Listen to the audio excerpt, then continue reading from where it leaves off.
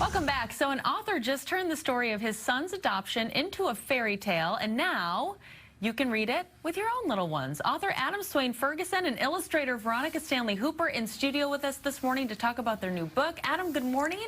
Hi, good morning. Veronica, good morning. Thank you so much for being with us, and congrats on the book. Oh, thank you so much. So talk a little bit about this. So this is a children's book, which is kind of different for an adoption story. I feel like you usually hear about books for adults, but this is kind of unique here.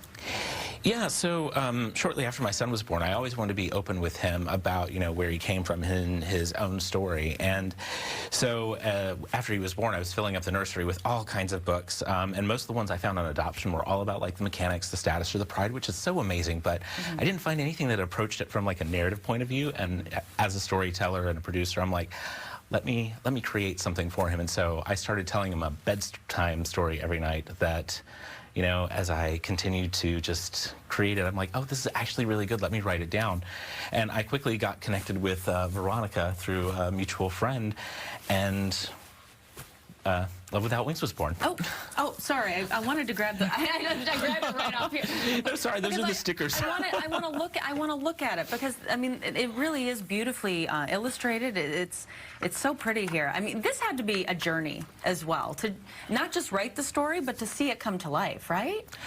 Absolutely, and it's one I'm really grateful that we got to take together because we would, the benefit of being in the same town is we could get together at the Starbucks and we could talk about the journey, and Veronica would say, tell me how you were feeling in this moment, what was this like, and then she would create from there. Yeah.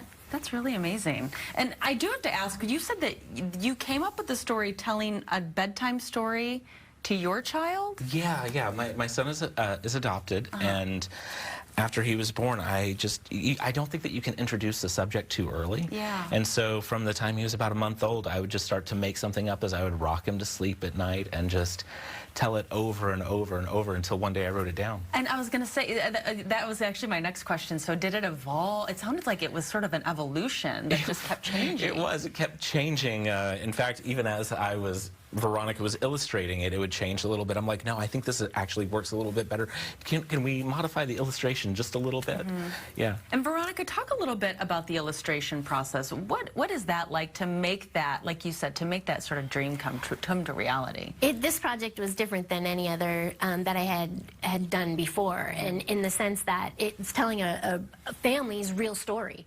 So it was really, we talked a lot together about what Adam wanted to see on the pages, and I knew that I wanted to make it realistic and painterly, and more like a classic fairy tale. I really see that in these pictures. I'm curious if you used any symbolism in some of the illustrations. We did.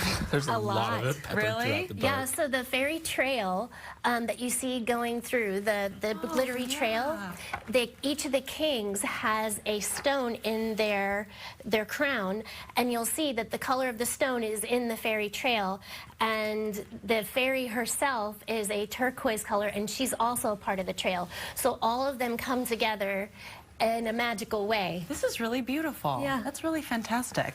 And so you said that you started telling these bedtime stories, as soon as you could. Yeah. So how old is your son now? He's a year and a half this month. Oh, wow. It's crazy. He's gotten so big, and he gets very handsy with the book, so I can't actually read him the book right now, but I still tell him the story every single night. I feel like I want to keep in touch with you, and I want to find out what he thinks of the story as he grows up and starts to really understand it. I mean, that's got to be something special for your family. It is so special for our family. And one of the other things, you were talking about symbolism a moment ago, I like to put like little Easter eggs when and where I can. So most of the places where you see the night sky is actually a chart of the sky over Reno, where he was born, the day he was born. Yeah. And Veronica was able to incorporate that for me. Yeah, it's just such a really beautiful, this is a beautiful book. So, I mean, this is available now. It sounds like it's available everywhere. Or? Yeah, it released last month in honor of National Adoption Month on National Adoption Day, November 19th. Oh, nice. And it can be purchased on Amazon, but also my website, purplefoxentertainment.com. Oh, Adam, Veronica, thank you so much for being with us this morning. And thank you for sharing this story. You're right, it's important, and there's not enough stories like this being told. Thank you so much for having us. It's something that's truly special, so I'd love to keep in touch. Absolutely. All right. Well, hey, there you go. It's called Love Without Wings. Adam Swain Ferguson and Veronica Stanley Hooper. Thank you so much again. Appreciate it. And so I spilled these awesome stickers all over that. I was so handsy. Like your son, I'm very handsy with the book also. So. All right, Brian, we're going to send it over to you this morning. Oh, good stuff. Thank you so much there, Liz. Let's take a look.